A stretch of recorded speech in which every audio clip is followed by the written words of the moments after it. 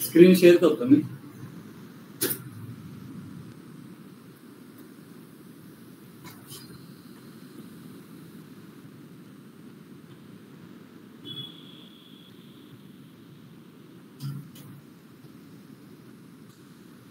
Screen visible आहे का सर्वांना?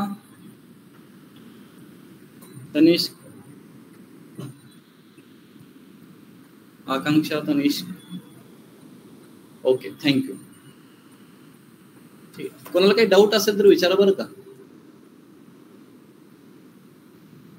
तर आपण मागच्या सेशनमध्ये म्हणजे फ्रायडेच्या सेशनमध्ये आपण व्हाईल पाहिला होता, व्हाईल लूप. फॉर आणि व्हाईल, फॉर अगोदर पाहिला होता, त्यानंतर व्हाईल पाहिला होता.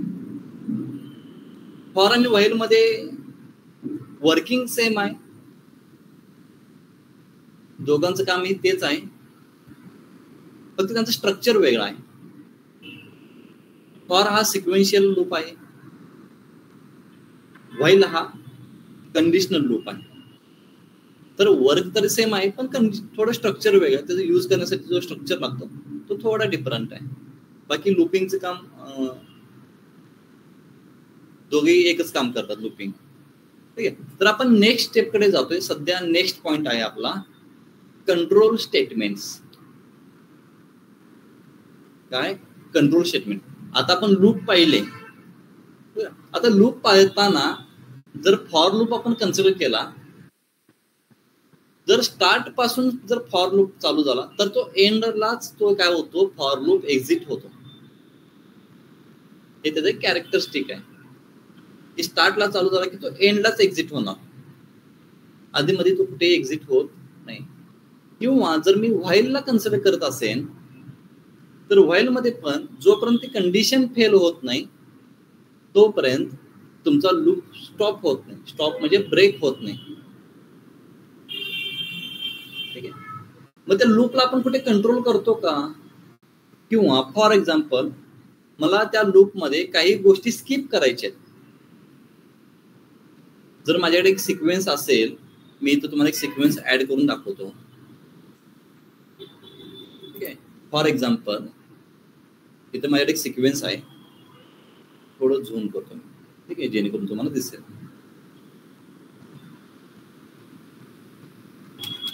एक सिक्वेन्स आहे माझ्याकडे ज्याच्यामध्ये माझ्याकडे काही समथिंग व्हॅल्यूज आहेत. ओके,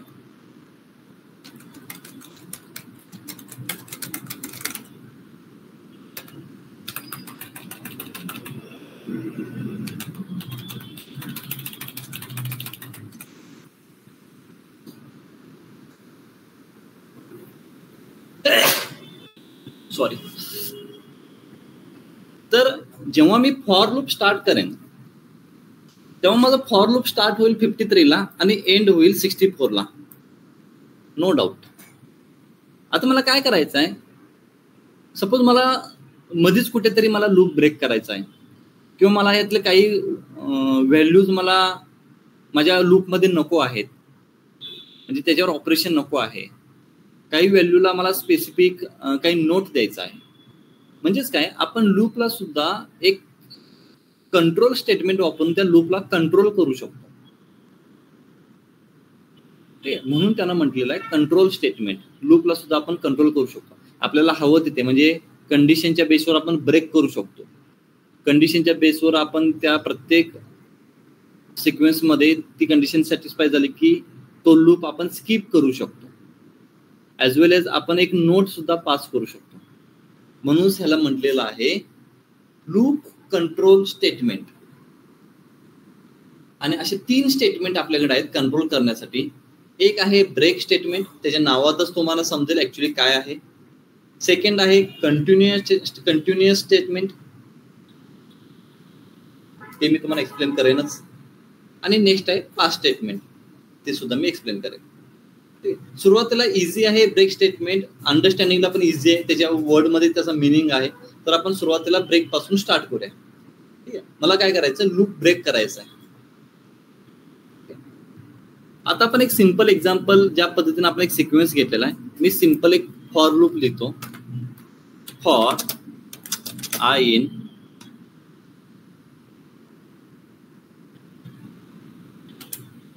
सिक्वेन्स आणि इथे मी प्रिंट करत आहे आय.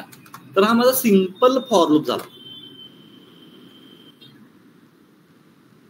काय सिंपल फॉर लूप झालेला आहे.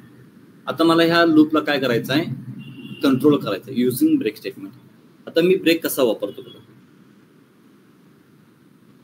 कंडिशन काय असेल, कंडिशन असेल की इथं 0 व्हॅल्यू आहे किंवा -10 आहे. एक सपोज आता चुकून आलेली गोष्ट आहे. मार्क्स कधी पर्सेंटेज जर कन्सिडर केला आपण, ठीक आहे, जर ह्याला मी मार्क्स म्हणत असेल तर मार्क्स कधी मायनसमध्ये नसतात. पण मी एक सिक्वेन्स ऍड केलेला आहे मार्क्स नावाचा. सौरभ बोल की. हा बोल. फॉर लूप येऊन रन केलेला. आता मी ब्रेक स्टेटमेंट कसं वापरतो बघा. मला काय करायचं, जिथे मायनस साईन आहे किंवा 0च्या व्हॅल्यू 0पेक्षा व्हॅल्यू कमी आहे तिथे मला काय करायचं, लूप ब्रेक करायचं आहे. कारण की व्हॅलिडेशन नाहीये किंवा व्हॅलिड नाहीये. तर मी कसं वापरतो बघा, इफ आय लेस दॅन 0, जर मला आय ची व्हॅल्यू लेस दॅन 0 भेटत असेल कधीही इथून पुढे सिक्वेन्स 53, 64, 75 असं करत 64 पर्यंत, ठीक आहे, तेव्हा मला काय करायचं आहे, लूप ब्रेक करायचा आहे. जर कोणतीही व्हॅल्यू जर 0पेक्षा लहान भेटली तर मला तिथं लूप स्टॉप करायचा आहे. कारण की तो लूप माझा व्हॅलिड नाही आहे असं म्हणू शकता किंवा मला तिथेपर्यंत व्हॅल्यू हव्या आहेत असं म्हणू शकता. कसा सिच्युएशन आहे, तुमचा प्रॉब्लेम स्टेटमेंट आहे, त्याच्यानुसार तो तुम्ही त्याचा अर्थ घ्या. आता हा रन कसा होईल पहा. फॉर आय इन मार्क्स पहिल्यांदा येईल 53 कंडिशन चेक करेल. कंडिशन तर फेल आहे, त्याच्यामुळे हा ब्रेक काय होणार नाही. जो काही तुमचा बॉडी आहे तो बॉडी ऑटोमॅटिकली रन होईल. ठीक आहे, बॉडीमध्ये तुम्ही काही लिहा, काही प्रॉब्लेम नाही. म्हणजे प्रत्येक व्हॅल्यूला तो काय करेल, कंडिशन चेक करेल. जेव्हा ही कंडिशन सॅटिस्फाय होईल, म्हणजे सपोज -10 लेस दॅन 0, तेव्हा तुमचं लूप ब्रेक होईल. म्हणजे तुमचा लूप इथून इथपर्यंत एवढाच रन होईल बघा, 46 पर्यंत. का? कारण की लूपला मी ब्रेक केलेला आहे, स्टॉप. STOP stop. मग ते कंडिशन काही असू शकतो. जर कोणी म्हणत असेल की सपोज आय ची व्हॅल्यू 46 पेक्षा सपोज 35 असेल, एक्झॅक्ट 35 असेल, तर मला तो लूप काय करायचा, स्टॉप करायचा. 35 पर्यंत जाईल, 64, 7 पर्यंत जाईल तो. ठीक आहे, अशा पद्धतीने तुम्ही ब्रेक स्टेटमेंट वापरू शकता. तर ह्याची युजेस जर म्हटलात तर फॉर एक्झाम्पल तुमच्याकडे 1 लाख ऑब्झर्वेशन आहेत, त्याच्यामध्ये पास फेल असे स्टुडंटचा डेटा आहे. आणि जर तुम्हाला काय करायचं असेल की फक्त जोपर्यंत फेल स्टुडंट येत नाहीत तोपर्यंत सगळे पास स्टुडंट घ्यायचे आहेत, तर तुम्ही इफ कंडिशन मध्ये फेल टाकू शकता. जिथे फेल येईल तिथे तो ब्रेक करेल. सर जर आपल्याला -10च्या पण पुढची व्हॅल्यू जर प्रिंट करायची असेल तर त्याला पुढचा स्टेटमेंट आहे तो आपण वापरायला पाहिजे का? नाही, ह्याच्यामध्ये जे 3 पाहिलेत ना त्याच्यामध्ये हा कंटिन्यू स्टेटमेंट आहे ना, तू जे विचारतोस तेच आहे कंटिन्यू. ठीक आहे, तुझं जे क्वेश्चन आहे त्याचं सोल्युशन कंटिन्यू मध्ये भेटेल तुला. तर आपल्याला स्पेसिफिक व्हॅल्यू पर्यंत जर ब्रेक कर, कारण की आपल्याला ती व्हॅल्यू कुठे आहे माहित नाही, पण मला त्या व्हॅल्यू पर्यंतचा डेटा मला हवा आहे. अदरवाईज असं समजा की माझ्याकडे एक सिक्वेन्स आहे ज्याच्यामध्ये एज आहेत, एजचा डेटा आहे माझ्याकडे, ज्याच्यामध्ये 22, 23, 24, 23, 24, 25, 26, 24, 26, 27, 27, 28, 29, 30, 35, 37, 40. ओके, असा काही माझ्याकडे डेटा आहे. ओके, एजचा डेटा आहे. तर मला काय करायचं आहे, मला एक ग्रुप करायचा आहे ज्यांचा एज 30 पेक्षा लहान असेल. काय करायचं आहे, मला एक असा ग्रुप बनवायचा आहे जो 30 पेक्षा लहान आहे. आता हा असेंडिंग ऑर्डरने आहे. ठीक आहे, तर मी काय करेल, आय लेस दॅन 30. ओके, जर 30 हवा असेल तर इथं मी 31 लिहितो आणि मला इथं ग्रेटर दॅन करावं लागेल. 30 करतो म्हणजे ग्रेटर दॅन होईल. म्हणजे आयची व्हॅल्यू जेव्हा 30च्या वर जाईल तिथे मला तो काय करायचा, ब्रेक करायचा. मग तो प्रत्येक कंडिशन चेक करेल की 22 लेस दॅन ग्रेटर दॅन 30 आहे का, सॉरी ग्रेटर दॅन 30 आहे का, तर नाही आहे म्हणजे हे काय ब्रेक होणार नाही, म्हणजे प्रिंट होईल. मी रन करतो म्हणजे तुम्हाला समजेल. Print H H. जर तुम्ही पाहिलं तर तुम्हाला एक्झॅक्ट 30 पर्यंत ह्या व्हॅल्यू भेटलेल्या आहेत. हा तुमचा ग्रुप झाला. जर तुम्हाला हे ग्रुपला अपेंड करायचं असेल कुठेतरी एका, ओके, फॉर एक्झाम्पल मी म्हणतो माय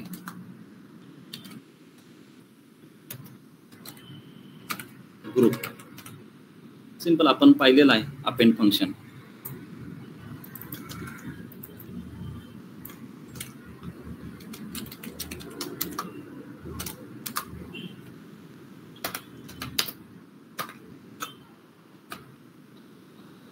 हा तुमचा ग्रुप तयार झाला. तर अशा पद्धतीने तुम्ही ब्रेक वापरू शकता. व्हाईल मध्ये सुद्धा ब्रेक वापरू शकता. मी व्हाईल मध्ये सुद्धा वापरून दाखवेन तुम्हाला. आधी आपण फॉर लूप रिलेटेड सगळ्या गोष्टी शिकून घेऊया, त्यानंतर आपण व्हाईल कडे जाऊया. ठीक आहे. तर ब्रेक मध्ये होप की कोणाला काही डाऊट नसेल. कोणाला काही डाऊट आहे का ब्रेक स्टेटमेंट मध्ये? सर्वांना समजलं का? तनिष्क, वैष्णवी, आकांक्षा, शिवानी, येस सर. गुड. आता नेक्स्ट, जसं की तनिष्कनं हा प्रश्न विचारला की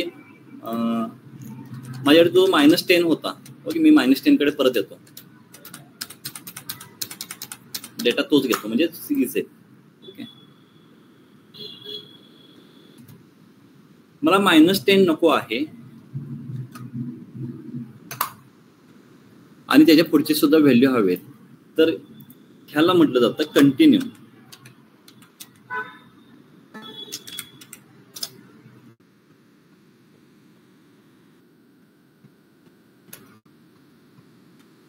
काय स्पेलिंग कंटिन्यूचं?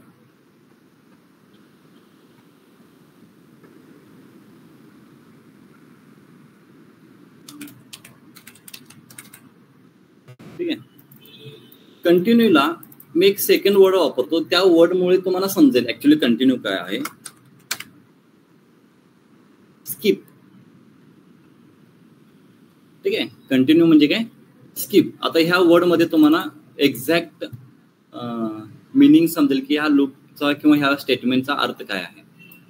ज्या पद्धतीने आपण ब्रेक म्हणत होतो, आता मला काय करायचं, स्किप करायचं आहे. स्किप काय करायचं आहे, जेव्हा ही कंडिशन सॅटिस्फाय होईल तेव्हा मला इथून खालचा म्हणजे ह्या कंडिशन पासून म्हणजे जे कंटिन्यू आहे इथून खालचा सगळा लूप एका इटरेशन साठी स्किप करायचा आहे. एका इटरेशन साठी स्किप करायचं म्हणजे -10 साठी जेव्हा हा खाली आला होता, जर स्किप झाला तर तो -10 साठी पुढे कंटिन्यू होणार नाही. तो काय करेल, डायरेक्टली नेक्स्ट इटरेशन कडे जाईल, 64च्या इटरेशन कडे. ठीक आहे. म्हणजे जेव्हा जेव्हा मायनस साइन येईल तेव्हा तेव्हा तो काय करेल, तो इटरेशन पुढचा जो काही पार्ट आहे तो स्किप करेल. पुढचा पार्ट बरं काय, मागचा नाही, कारण मागचा काही असेल तर तो ऑलरेडी झालेला आहे. म्हणजे स्किप व्हायच्या अगोदर तो रन झालेला आहे, त्यामुळे त्याला स्किप नाही करू शकत. ठीक आहे. जो काही पुढचा पार्ट आहे तो आपण काय करणार आहे, स्किप करणार आहे. आता तुम्ही आन्सर थोडं जज करा की काय आन्सर येणार आहे. ठीक आहे. थोडं जज करा आणि आन्सर पहा काय येईल. सर -10 फक्त स्किप होऊन बाकीचं ऍज इट इज प्रिंट होणार ना? Correct, exactly. जिथे पहा 32, 46, त्यानंतर 64, 32, 64, 46 आणि 64. इथे आपला -10 काय झालेला आहे, स्किप झालेला आहे. जर ह्याच्यामध्ये मी एक्झॅक्ट 64 जर मी स्किप करत असेल तर बघा माझ्या डेटामध्ये 3 64 आहेत, 4 आहेत ऍक्च्युली. तर कोणताही 64 प्रिंट नाही होणार. ठीक आहे, कोणताही 64 प्रिंट नाही होणार. फॉर एक्झाम्पल एक रिअल लाईफ एक्झाम्पल मी तुम्हाला सांगतो की सपोज आपल्या कॉलेजचा डेटा आहे ज्याच्यामध्ये 1 लाख स्टुडंट आहेत आणि त्याच्यामध्ये पास फेल असे स्टुडंट आहेत आणि मला फक्त काय करायचंय, पासवाले स्टुडंटच पिक करायचे आणि फेलवाले स्टुडंट पिक नाही करायचे. तर मी काय करेन, इफ कंडिशन लावेन फेलला आणि स्किप करेन. फक्त मला पासचा डेटा येईल. किंवा मला फक्त फेलचा स्टुडंटचा डेटा हवा असेल तर मी पासला स्किप करेन आणि फेल घेईन. किंवा लोन अप्रूव्ह नॉट अप्रूव्ह मध्ये असेल, जर मला फक्त अप्रूव्ह वाल्यांचा डेटा हवा असेल तर मी नॉट अप्रूव्हला स्किप करेल, अप्रूव्ह वाल्यांचा डेटा भेटेल. ठीक आहे, अशा पद्धतीने तुम्ही स्किप करू शकता. स्पेसिफिक व्हॅल्यू जेव्हा जेव्हा ती रिपीट होईल तेव्हा ती व्हॅल्यू स्किप केली जाईल. मग ही कंडिशनच्या बेसवर आहे की तुम्हाला कोणत्या कंडिशनवर. सपोज तुम्हाला 35 पेक्षा लहान असणारे सगळे स्किप करायचे. ओके, म्हणजे कॉलेजचा आपण कन्सिडर करतोय पास फेल मध्ये 35च्या बिलो असतील ते मला सगळे काय करायचं, स्किप करायचे. तर तुमचा 2 निघून जाईल, 6 निघून जाईल, -10 तर जाईल, 32 पण जाईल, ॲज वेल ॲज 35 का जाणार नाही ऍक्च्युअली, लेस दॅन आहे स्ट्रिक्टली. तर अशा पद्धतीने सगळेच्या सगळे ग्रेटर दॅन 35 तुम्हाला डिस्प्ले होते. ओके, म्हणजे बघा कंटिन्यू म्हणजे स्किप करणे. अल्टरनेटिव्ह वर्ड लक्षात ठेवा, थोडं प्रॉब्लेम येणार नाही तुम्हाला, अंडरस्टँडिंग इझी राहील. ब्रेक म्हणजे स्टॉप, कंटिन्यू म्हणजे स्किप. दॅट्स इट, एवढंच आहे ह्याच्यामध्ये. सर्वांना समजलं का कंटिन्यू स्टेटमेंट काय आहे?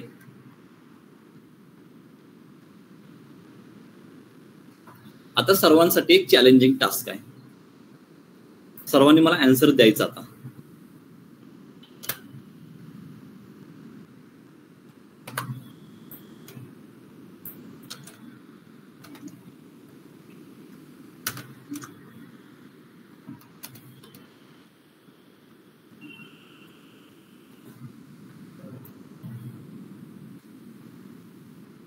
हा, चला आन्सर सांगा मला.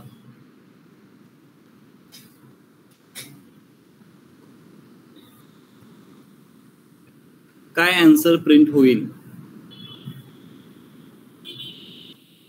चॅट बॉक्स मध्ये? -10 प्रिंट होईल. बर, ठीक आहे.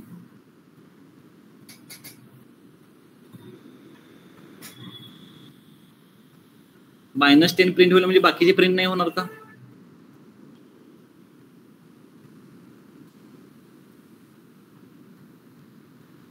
त्या 5 व्हॅल्यू मधून काय काय प्रिंट होईल मला सांगा.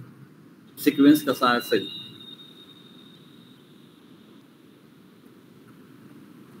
Line by line code run करा. लाईन बाय लाईन तुमच्या माइंड मध्ये कोड रन झाला पाहिजे. ऍक्च्युली एक व्हॅल्यू घेणे, त्याला लूप मध्ये एंटर करणे, काय प्रोसेस आहे, सगळ्या गोष्टी तुम्ही स्टेप बाय स्टेप माइंड मध्ये रन करा.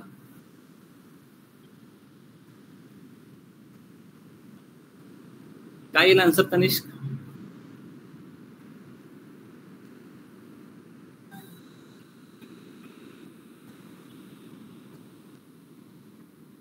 बर, मीच सांगतो आन्सर.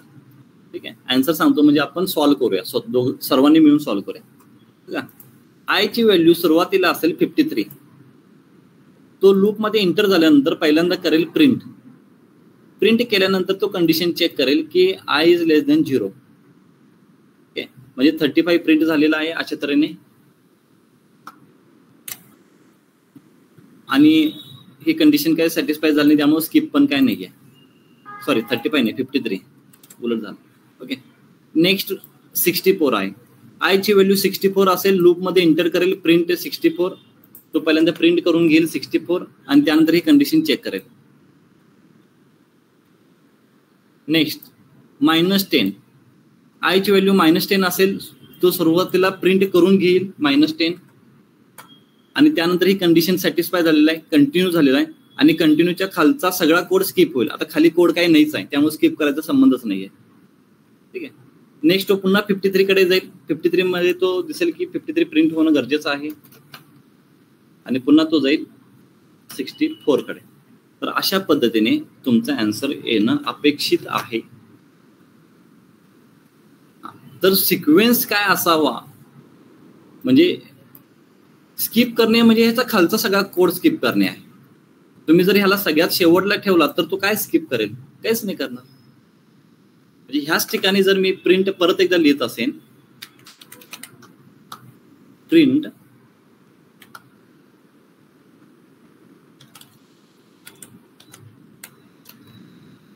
करेक्ट, तर काय काय होईल बघा.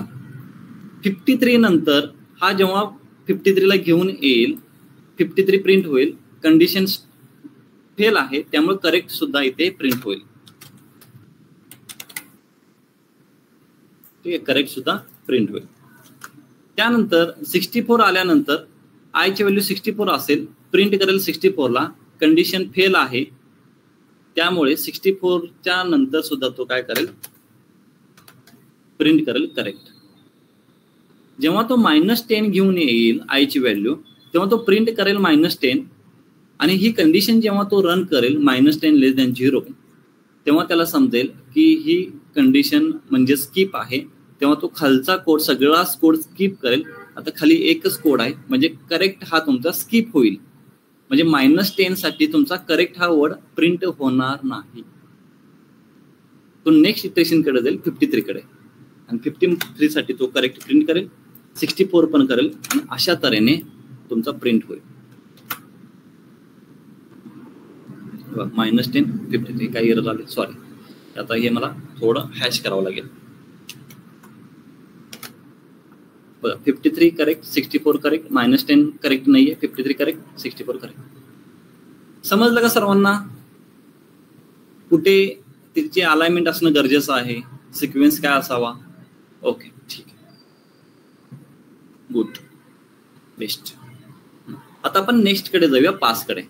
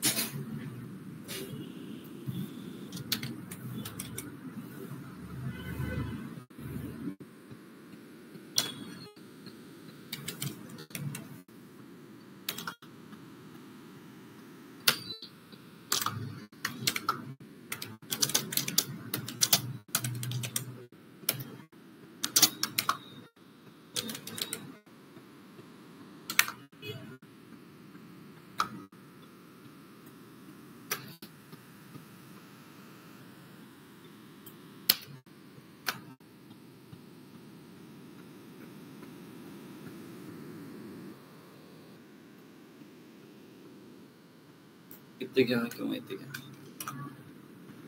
चेक करू द्या मला सुद्धा.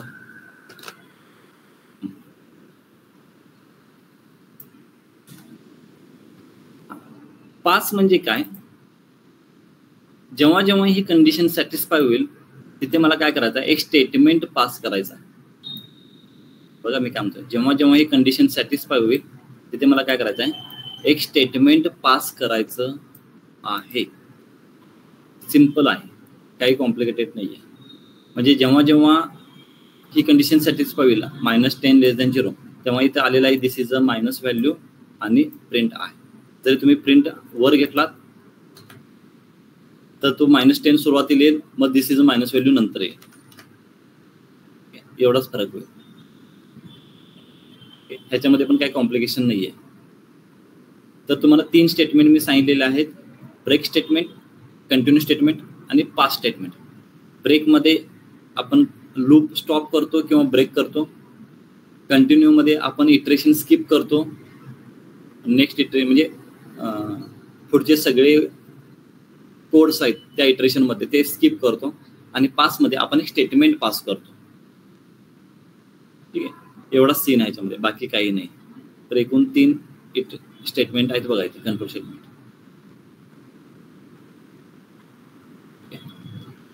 चे खाली एक्झाम्पल पण असतील इथे.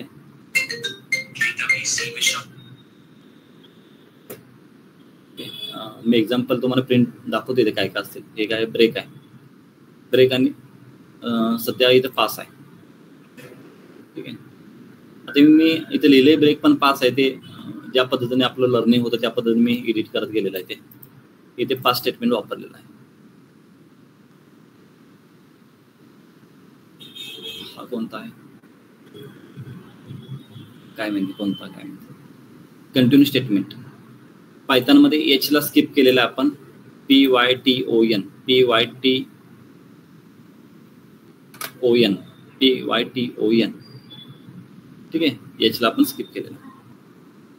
इथे सुद्धा आपण बनानाला स्किप केलेला आहे, ऍपल आणि cherry. This is O letter.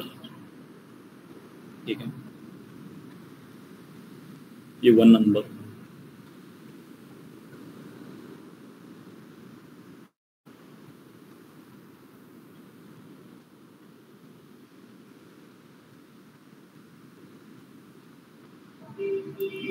हे थोडं फोटो वगैरे काढून घ्या तुम्ही. एक घरी एक क्वेश्चन्स आहेत, ट्राय करण्याचा प्रयत्न करा.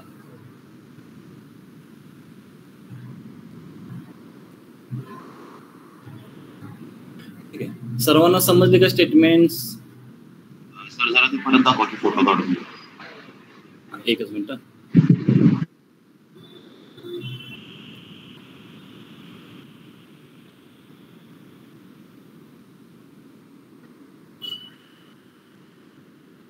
ठीक आहे, चालेल.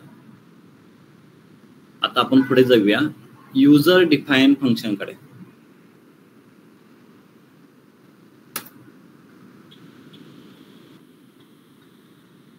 ठीक आहे, युजर डिफाईन फंक्शन.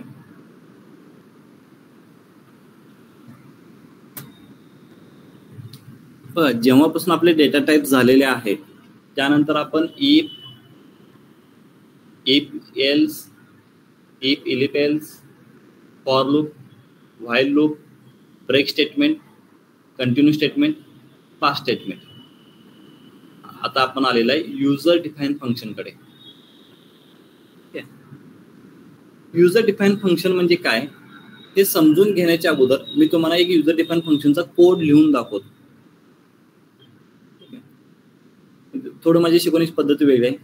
ठीक आहे, मी एक्सप्लेन करायच्या अगोदर तुम्हाला थोडं कोड दाखवतो जेणेकरून तुम्हाला तो मी एक्सप्लेन करता करता तुम्ही काही गोष्टी अंडरस्टँड करून घ्याल की ह्या पद्धतीने आपण कोड लिहिला होता तर ही गोष्ट इथे ऍक्च्युली आपण यूज करू शकतो. ठीक आहे, तर त्या पद्धतीने मी विचार करतो ऍक्च्युली. ठीक आहे, तर त्याच्या अगोदर मी तुम्हाला एक सिंपल कोड लिहून दाखवतो, मग त्यानंतर त्याचे एक्सप्लेनेशन देतो की ऍक्च्युली काय करायचं आहे. मला काय करायचंय आता इथे लिहिलेलंच आहे तरी सुद्धा मी इथे लिहितो की मला 2 व्हॅल्यूंची ऍडिशन करायची किंवा सबट्रॅक्शन करायचं. ऍडिशन आहे तर मी सबट्रॅक्शन म्हणतो. मला 2 व्हॅल्यूंची सबट्रॅक्शन करायचं. आता जेव्हा मी 2 व्हॅल्यूंची सबट्रॅक्शन करतो तेव्हा माझे व्हॅल्यूज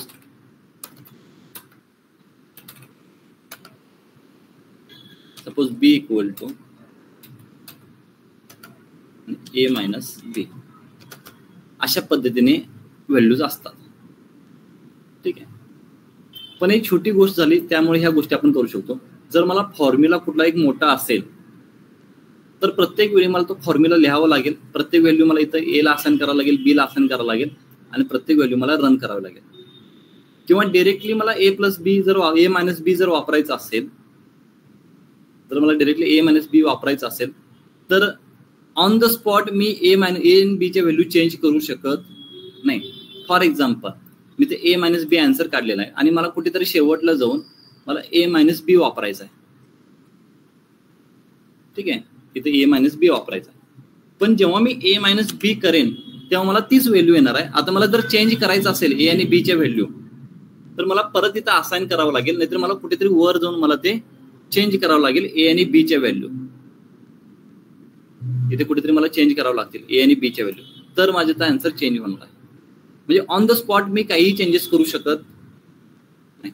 पण मी जर अशा पद्धतीने एक स्ट्रक्चर बनवून घेईन, फक्त त्या स्ट्रक्चरमध्ये जर मी व्हॅल्यू पास करेन तर डायरेक्टली मला तो स्ट्रक्चर कुठे का असे ना त्या स्ट्रक्चरमध्ये ती व्हॅल्यू ऑटोमॅटिकली पास होईल आणि मला आन्सर रिटर्न मध्ये आणून देईल. बघा मी काय सांगतोय, मी कोड कुठेही रन केल्यानंतर तो त्या स्ट्रक्चरमध्ये जाईल, त्या स्ट्रक्चरमध्ये तो इन होईल, जे काही आउटपुट होईल ते आउटपुट मला रिटर्न मध्ये आणून देईल. हा एक त्याचा यूज केस झाला. अशी यूज केसेस मी तुम्हाला सांगत जाईन प्रत्येक स्टेजला. जसं की एक मी फंक्शन डिफाईन करतो, डिफाईन करण्यासाठी यूज केला जातो वर्ड DEF. ज्या पद्धतीने फॉर साठी फॉर आहे, व्हाईल साठी व्हाईल आहे, इफ साठी इफ आहे, तशा पद्धतीने डिफाईन साठी DEF आहे. आणि मी एक फंक्शन डिफाईन करतो, त्याचं नाव देतो सब. सब म्हणजे सबट्रॅक्शन. आणि त्याच्यामध्ये तुम्ही 2 व्हॅल्यू पास करा ए आणि बी. जर तुम्ही ए आणि बी नसेल, तुम्हाला एक्स आणि वाय म्हणायचं असेल तर एक्स आणि वाय पण म्हणा. तुम्ही तिथे काय म्हणता त्याला इम्पॉर्टन्स नाहीये, परंतु तिथे जे काही गोष्टी म्हटलेल्या आहेत ते तुम्ही बॉडीमध्ये यूज करणं गरजेचं आहे. जशी मला सबट्रॅक्शन करायचं आहे तर मी S equal to X minus Y, कारण की माझ्यामध्ये एक्स आणि वाय व्हॅल्यूज इनपुट म्हणून येणार आहेत आणि मी एक्स मायनस वाय करतोय.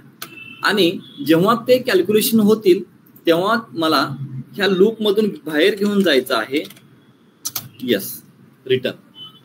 बघा, इनपुट मी दिले एक्स आणि वाय, ऑपरेशन झाले आणि ऑपरेशन झाल्यानंतर मी एक व्हॅल्यू काय करतोय रिटर्न घेऊन जातोय. म्हणजे ह्याच्यातून आतमध्ये आलो आणि इथून मी बाहेर पडलो. ठीक आहे, डिफाईन मधून मी आत इंटर केलो आणि बाहेर जाताना मी यस ला घेऊन गेलो. हे रिटर्न वापरणं गरजेचं आहे. जर तुम्हाला ह्या कॅल्क्युलेशन मधील काही व्हॅल्यू जर बाहेर घेऊन जायचं असतील लूपमध्ये तर रिटर्न हा फंक्शन इम्पॉर्टंट आहे. विदाउट रिटर्न तुम्ही ह्यातले कोणतेही व्हॅल्यू कॅल्क्युलेशनच्या बाहेर घेऊन जाऊ शकत नाही. तर मी बाहेर घेऊन जाण्यासाठी म्हणजे त्या लूपमधून बाहेर घेऊन जाण्यासाठी मी रिटर्न वापरतो येस. हा माझा फंक्शन तयार झाला एक. आता या फंक्शनला मी कुठेही वापरू शकतो ज्या पद्धतीने. जर मला ऑन द स्पॉट मला सांगायचं आहे की 5 - 3 करायचं आहे तर काय होईल, तो सब काय करेल 5 आणि 3 ला ह्याच्यामध्ये पास करेल. एक्स म्हणजे 5, वाय म्हणजे 3. हा तनिष बोल. रिपीट करणार. हा मी रिपीट करतो. ठीक आहे, रिपीट करतो मी. एकदा मला फ्लो कंटिन्यू होऊ दे, मी परत रिपीट करतो. ओके, कारण की असं पण होऊ शकतं की तुला पुढे गेल्यानंतर त्या गोष्टी मागच्या समजू शकतात, लिंक आहे त्या गोष्टी, त्यामुळे जरा पुढे जाऊ दे आपण. जेव्हा मी या सब मध्ये 5 आणि 3 पास करेन तर सब नावाचा माझा एक फंक्शन तयार झालेला आहे. तो काय करेल, सब काय करेल, एक्स म्हणजे 5 कन्सिडर करेल, वाय म्हणजे 3 कन्सिडर करेल. मग तो इथे आलेला आहे, तो लूप मध्ये जाईल, कॅल्क्युलेशन करेल एक्स आणि वाय. एक्स आहे 5, वाय आहे 3, 5 - 3 आन्सर आलेला आहे 2. मग तो एस मध्ये 2 स्टोर होईल आणि रिटर्न मध्ये एस, म्हणजे तो पूर्ण कॅल्क्युलेशन होऊन तुमचा आन्सर बाहेर पडेल 2. म्हणजे हा फक्त एक साचा आहे. इथे जर तुम्ही 50 लिहिलात आणि -3 केलात तर तुम्हाला 47 आन्सर देईल तो. का, कारण की तो एक्स म्हणजे 50 कन्सिडर करेल, वाय म्हणजे 3 कन्सिडर करेल, जे काय कॅल्क्युलेशन दिलेलं ते बॉडीमध्ये कॅल्क्युलेशन करेल आणि रिटर्न मध्ये तुम्ही काय जे सांगितलेलं ते रिटर्न तो काय करेल घेऊन येईल आणि तुम्हाला आन्सर देईल. आता हे जी गोष्ट आहे ही मी पुढे कुठेही शेवटला जर गेलो, कुठल्याही लूपमध्ये किंवा कुठल्याही लाईनला मी जर ह्या गोष्टी प्रिंट करण्याचा प्रयत्न केला तर मला काहीही प्रॉब्लेम यायला नको. मी ऑन द स्पॉट मला 50 आहे, मला 50 - 30 करायचा आहे. ओके, तर हा युजर डिफाईन फंक्शन तयार असल्यामुळे तो डायरेक्टली ऑन द स्पॉट मला आन्सर देईल. जर मी इथं 40 म्हणत असेल ऑन द स्पॉट आन्सर भेटेल. आन्सर का भेटेल, मी तर जरी 50-40 लिहिला असेल तर सब नावाचा माझा फंक्शन आहे. सब नावाचा एक काय फंक्शन आहे, तो काय करेल, ह्या 2 व्हॅल्यू घेईल. 2 व्हॅल्यू घेतल्यानंतर तो इथे एंटर करेल. त्या फंक्शनचं नाव कुठे आहे, इथे. तो इथे एंटर करेल. एक्स म्हणजे 50, वाय म्हणजे 40. लूप मध्ये जाईल, कॅल्क्युलेशन काय पाहिजे 50 - 40, आन्सर येईल 10 येईल आणि रिटर्न मध्ये काय आहे 10. मग तुमचा आन्सर भेटेल 10. ठीक आहे. आता युजर डिफाईन फंक्शन का म्हटलेलं आहे ह्याचं रिझन बघा. पायथन मध्ये बिल्ट इन फंक्शन भरपूर आहेत. बिल्ट इन म्हणजे काय, जर माझ्याकडे एक लिस्ट असेल आणि जर ह्याच्यामध्ये किती व्हॅल्यूज आहेत मला पाहायचं असेल तर लेन नावाचं फंक्शन आहे, त्याच्यामध्ये जर तुम्ही एल पास केला तर तुम्हाला तो आन्सर सांगेल 7. हा एल नावाचा फंक्शन आहे. आता एल पास केला म्हणजे तुम्ही हा लिस्ट पास केला, पण बॅकएंडला काहीतरी कॅल्क्युलेशन होत आहे. ह्याच्यामध्ये बॅकएंडला काहीतरी कॅल्क्युलेशन होत आहे आणि रिटर्न तुम्हाला मिळालेला आहे फक्त 7. हा फंक्शन पायथनने तयार केलेला आहे. म्हणजे पायथनने तुम्हाला सोयीस्कर जावं, लेंथ काउंट करण्यासाठी सोयीस्कर जावं ह्याच्यासाठी त्याने एक लेन नावाचा फंक्शन बनवलाय. जेव्हा तुम्ही लेन ही लिस्ट जेव्हा ह्याच्यामध्ये पास कराल तेव्हा तो रिटर्न मध्ये तुम्हाला 7 पास करेल. ठीक आहे, म्हणजे फंक्शन असल्यामुळे आपलं काम काय झालं, इझी झालं, कोड कमी झाला. मग अशा पद्धतीने आपण सुद्धा आपल्याला हवा तसा फंक्शन बनवू शकतो. म्हणजे आपण आहे युजर, म्हणजे युजर सुद्धा असे फंक्शन तयार करू शकतो. म्हणून त्याला म्हटलेलं आहे युजर डिफाईन फंक्शन. युजर म्हणजे कोण? मी, तुम्ही, आपण जे युजर्स आहेत पायथॉनचे ते सुद्धा असे फंक्शन तयार करू शकतात आणि ते वापरू शकतात. म्हणून ह्याला म्हटलेलं आहे युजर डिफाईन फंक्शन. आता जसं त्यांनी लेन नावाचं फंक्शन बनवलेलं आहे ना, तर अशा पद्धतीने मी सुद्धा एक फंक्शन बनवू शकतो जो ह्याची लेंथ काउंट करेल आणि त्याला मी नाव देऊ शकतो काउंट. मी असं पण म्हणू शकतो काउंट. बघा मी फंक्शन लिहून दाखवतो तुम्हाला. ज्याचा लेन आहे ना तसाच मी फंक्शन एक तयार करतो. काय करावं लागेल? DEF, त्याचं नाव आहे काउंट, म्हणून मी काउंट नाव देतो. आणि त्याच्यामध्ये मला एक लिस्ट पास करावं लागेल. त्यासाठी मी कोणता तरी वर्ड वापरतो. मी सध्या तरी एलच वापरतो. तुम्ही जे काही पास कराल तो ऑटोमॅटिकली एल म्हणून कन्सिडर करेल. आणि मला रिटर्न मध्ये काय हवाय? काउंट पाहिजे, म्हणजे जो काही लिस्टचा काउंट आहे तो हवाय. तर ह्यासाठी मला बॉडी लिहावी लागेल. आता मी बॉडी काय लिहितो बघा. आता हे माझं लॉजिक आहे. तुम्ही जेव्हा एक्सपिरियन्स पर्सन व्हाल तेव्हा तुम्हाला काही गोष्टी समजतील. ओके, सध्या मी येतो C=0 for I in L. Okay, C=C+1 C. आता तो काय होईल बघा. L जेव्हा हा लिस्ट असेल तो येईल, तर मी काय करतोय प्रत्येक व्हॅल्यू घेतो इथं I in L. जेव्हा तो प्रत्येक व्हॅल्यू घेईल तेव्हा मी C मध्ये एक एक व्हॅल्यू ऍड करत जातोय. म्हणजे जेवढे इटरेशन होतील तेवढा C चा काउंट वाढेल. C एकदा 1 होईल, 2 होईल, 3 जेवढे, आणि जेवढे इटरेशन म्हणजे तेवढी माझी लेंथ असेल असं मला म्हणायचं आहे. तर हा माझा एक कोड झालेला आहे. तर हा माझं फंक्शन रन केल्यानंतर आउटपुट येणार नाही, कारण की हा फक्त एक स्ट्रक्चर आहे. हा काय फक्त स्ट्रक्चर आहे. ह्याला कॉल करावं लागतं, म्हणजे ह्याला वापरावं लागतं. तर मी वापरण्यासाठी काय करतो, एक काउंट नावाचं फंक्शन घेतो आणि ह्याच्यामध्ये झेड नावाचं लिस्ट पास करतो. आणि झेड नावाचं लिस्ट मी तो वर डिफाईन करून घेतो.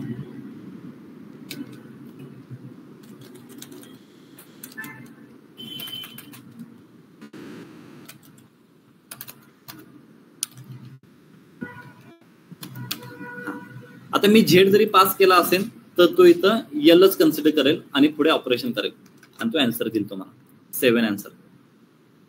1 2 3 4 5 6 आणि 7. जर ह्याच्यामध्ये अजून मी व्हॅल्यू ऍड केले 1 2 3 4 11 आन्सर. म्हणजे हा काउंट नावाचा फंक्शन आहे, सेम लेन नावाच्या फंक्शन सारखं काम करतो. माझा काउंट नावाचं फंक्शन सेम लेन नावाच्या, म्हणजे काउंट मी कुठेही वापरू शकतो. म्हणजे पुढे जर मला कुठे वापरायचं असेल तर प्रत्येक वेळी मला तो फॉर लूप लिहायची गरज आहे का? म्हणजे मला इथं हा माझ्याकडे सपोज एक टपल आहे मेन 1 नावाचा आणि मला ह्याचा काउंट हवा असेल तर मी डायरेक्ट काउंट फंक्शन मध्ये हा मेन 1 मी पास करतो आणि त्याला विचारलं की ह्याचा काउंट किती आहे, तो सांगेल 9. मग प्रत्येक वेळी मला तो लूप लिहायची गरज पडली का? नाही. एकदा मी डिफाईन केलेला फंक्शन एकदा डिफाईन केला की तो मी कुठेही वापरू शकतो माझ्या ज्युपिटर नोटबुक मध्ये, म्हणून ते डिफाईन करायचे असतात. मग बिल्ट इन फंक्शन असतात. आपण सुद्धा काही फंक्शन तयार करू शकतो आपल्याला हवं तसं. मग मी याला स्ट्रक्चर का म्हटलेलं आहे बघा.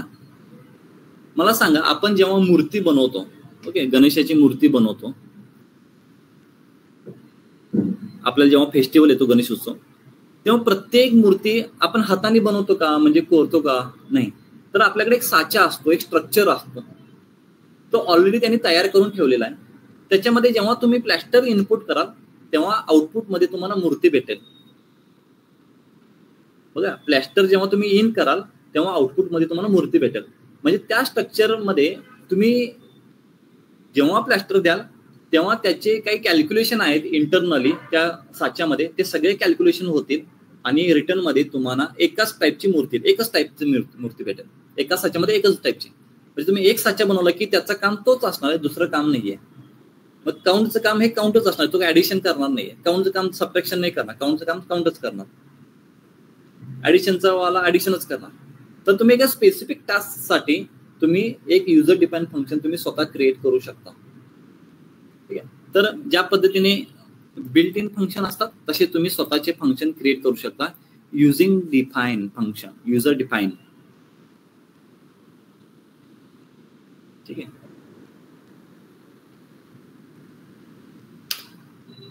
आता मला एक असा फंक्शन लिहायचा आहे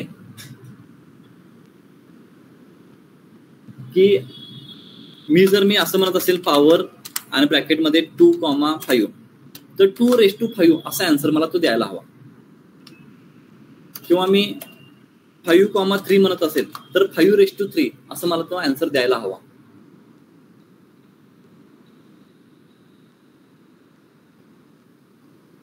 सर तुम्ही जो मागचा कोड सांगितला ना C=0 हा त्याचं एक्झिक्युशन जरा सांगणार काय? सी म्हणजे कसं कॅल्क्युलेट, सीचा यूज कसा आहे त्याच्यामध्ये? एक्झिक्युशन म्हणजे मला सांग बरं, कोड एक्सप्लेन करू का तुला मी? हा ते एक्झिक्यूट कसं होणार? युजर डिफाईन फंक्शन घेतला नंतर ते C=0 for I in L C=C+1. हा ठीक आहे, तुला सांगतो. एल मध्ये तुझे व्हॅल्यूज इथे आहेत माहिती आहे ना, 12, 3, 4, 4 आहेत, बरोबर आहे? मला आन्सर दे, हो नाही असं आन्सर दे म्हणजे मी तुला सांगेन. बरोबर आहे. आता फॉर आय इन एल म्हणजे तुझ्या एल मधील प्रत्येक एलिमेंट काय करेल, तो काउंट करेल म्हणजे सिक्वेन्स वाईज घेणार. तो पहिल्यांदा 12 घेणार, नंतर 3 घेणार, नंतर 4 घेणार, अप टू 32. कारण फॉर लूप वापरलं ना आपण इथे. ठीक आहे. हा मग तो आय ची व्हॅल्यू पहिल्यांदा असेल 12 व्हॅल्यू. तो 12 व्हॅल्यूला तो आतमध्ये इंटर करेल लूपमध्ये. तर लूपमध्ये त्याला भेटलेला आहे की C=C+1 म्हणजे काय कर, C आहे 0, 0 + 1 हा 1 म्हणजे C मध्ये काय होईल, 1 ऍड होईल. म्हणजे C ची व्हॅल्यू आता झालेली आहे 1, जे आपण व्हाईल लूप मध्ये वापरत होतो ती गोष्ट. ओके. म्हणजे C ची व्हॅल्यू सुरुवातीला 0 आहे, त्याच्यामध्ये मी 1 ऍड केल्यानंतर C ची व्हॅल्यू होईल 1. मग तो परत फॉर लूप कडे जाईल. सेकंड व्हॅल्यू कोणती आहे, 3. 3 साठी तो पुन्हा आतमध्ये इंटर करेल. सध्या C ची व्हॅल्यू आहे 1, 1 + 1 2, C ची व्हॅल्यू होईल 2. तो पुन्हा लूप कडे जाईल. नेक्स्ट व्हॅल्यू आहे 4. तो पुन्हा इटरेशन मध्ये इंटर केल्यानंतर इथे दिसेल की 2 + 1 3. अशा पद्धतीने तो काय करेल, C ची व्हॅल्यू एक एकने जेव्हा जेव्हा तू इटरेशन मध्ये इन करशील तेव्हा तेव्हा C ची व्हॅल्यू 1 ने इन्क्रीमेंट होत जाईल.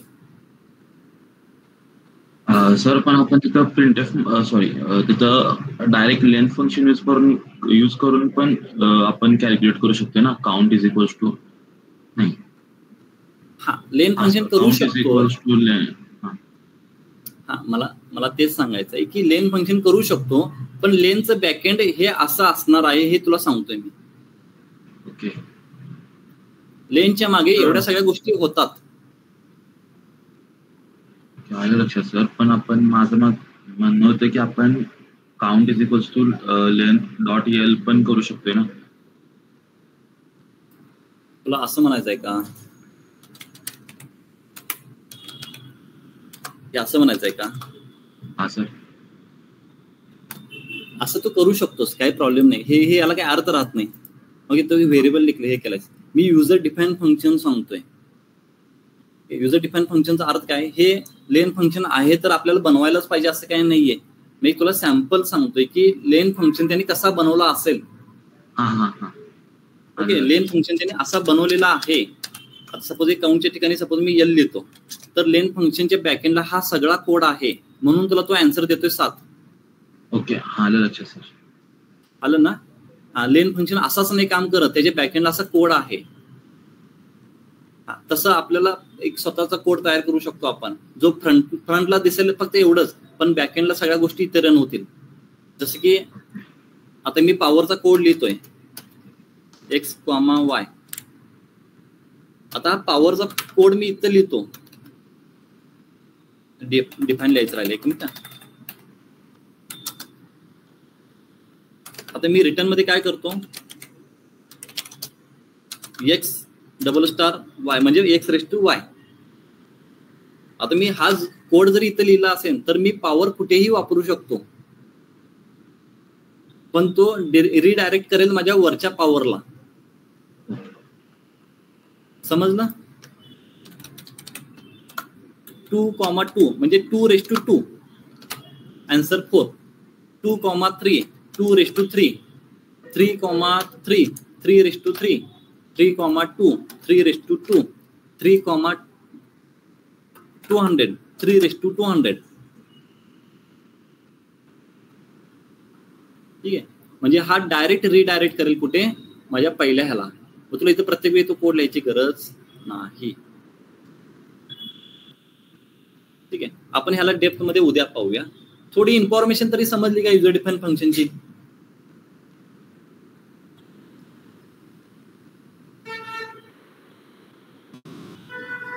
ठीक आहे, गुड. ओके, म्हणजे युजर डिफाइन फंक्शन ओव्हरऑल तरी तुम्हाला समजलेलं आहे की का वापरायचं आहे. मी उद्या पुन्हा ह्याला डेप्थ मध्ये देखील आपला पूर्ण सेशन उद्या आपण युजर डिफाइन फंक्शन मध्ये स्पेंड करूया, कारण की हे खूप इम्पॉर्टंट आहे. प्रत्येक वेळी आपण नवीन कोड लिहू शकत नाही. एकदा स्ट्रक्चर आपण बनवून ठेवला, मी माझ्याकडे काही स्ट्रक्चर आहेत. ओके, ते तुम्हाला मी स्ट्रक्चर दाखवतो उद्या. ओके, मग तुम्हाला आयडिया येईल की काय युजर डिफाइन फंक्शन इम्पॉर्टंट आहे. ठीक आहे, तर आज इथेच थांबूया आपण. उद्या आपण पाहुणे